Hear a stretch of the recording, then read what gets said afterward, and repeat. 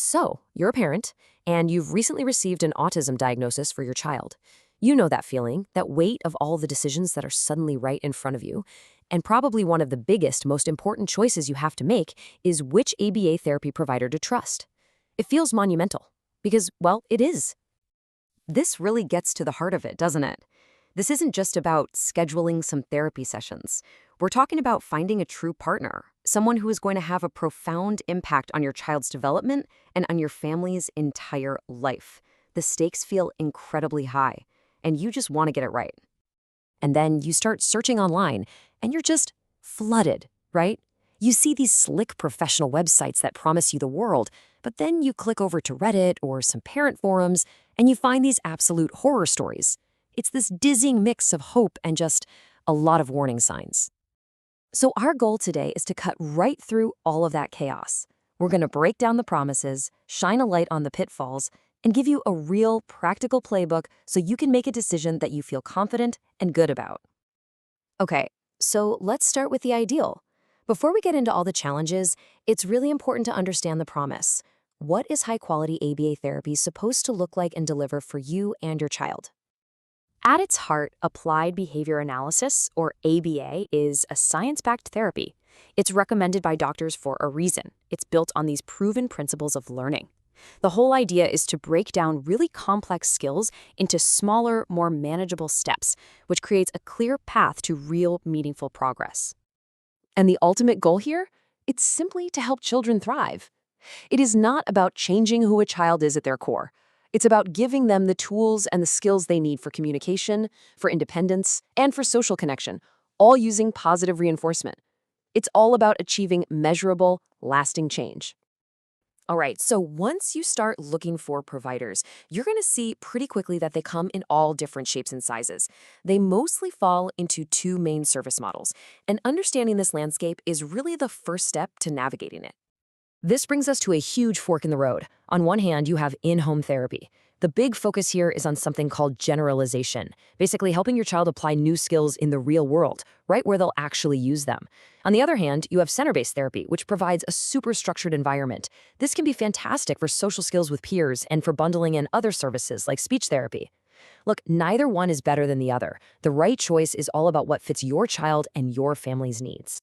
And you can see how this plays out with some of the major companies here.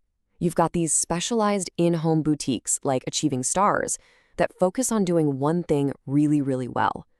Then you have these huge multi-state enterprise providers like Blue Sprig or Autism Learning Partners that offer a little bit of everything.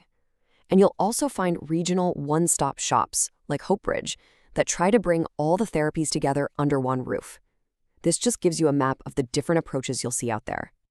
Okay, so we've seen the promise, we've seen the players, but now we have to talk about the reality on the ground. Because behind all the marketing, there are some serious systemic challenges in this industry that you absolutely have to know about. I mean, this is the kind of raw, unfiltered stuff you find online, and it's jarring, right?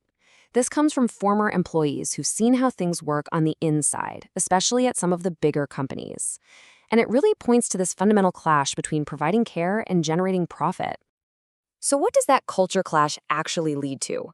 It leads to this number, 103.3%.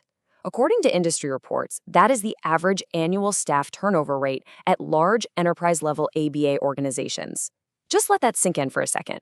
More people leave in a year than are even employed. The crucial question is, why? Well, it often boils down to these three core issues. First, there's immense pressure. The clinical supervisors are given these massive caseloads. We're talking up to 17 clients at once, all while being pushed to meet billing quotas.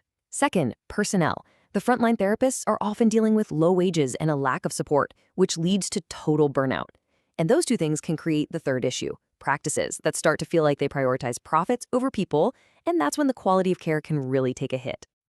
And this is how all those internal problems show up at your front door. It looks like a revolving door of therapists, so your child never gets to form a real bond. It looks like constant last-minute cancellations that throw your whole routine into chaos. And it can look like a disorganized billing department sending you huge, unexpected invoices months after the fact. It just completely erodes trust, and most importantly, it disrupts your child's progress. Okay, that was the tough part, I know. But understanding the problems is always the first step to finding the solution. So let's turn all of those warnings into a powerful, actionable playbook that you can use to vet any provider and find a true partner for your family. We can break this whole thing down into a really simple 4-step framework. First, you've got to assess your unique needs. You set the goals. Second, you compare the service models we just talked about. Third, and this one is so important, you investigate the company's culture. And fourth, you verify their quality using objective third-party markers. This slide right here, this is your secret weapon. Seriously, feel free to pause and take a screenshot. These are the questions that cut right through any sales pitch.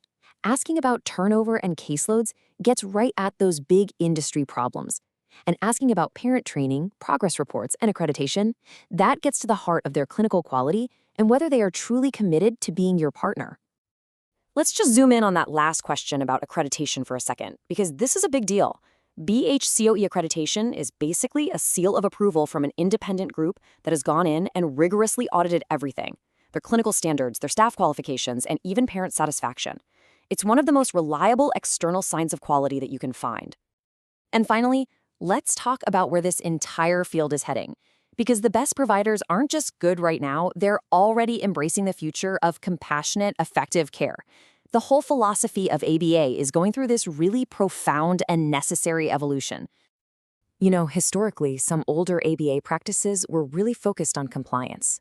The goal was to make a child appear neurotypical. This often meant trying to suppress natural behaviors like stimming. But the modern ethical approach has made a complete shift towards connection. It's all about assent-based care, which just means the child is a willing and happy participant. It respects stimming as a valid tool for self-regulation and uses therapy that is play-based and led by the child. This quote just perfectly captures the new mission statement. The goal isn't to change the child, but to empower them. It's about adding skills that genuinely improve their quality of life on their own terms and in a way that truly respects their neurodiversity. And on the business side of things, the whole industry is slowly moving towards something called value-based care. What that really means for you is that providers are going to be rewarded for getting real, measurable results efficiently, not just for billing the most hours possible. This is great because it's going to favor providers who are actually effective, not just busy.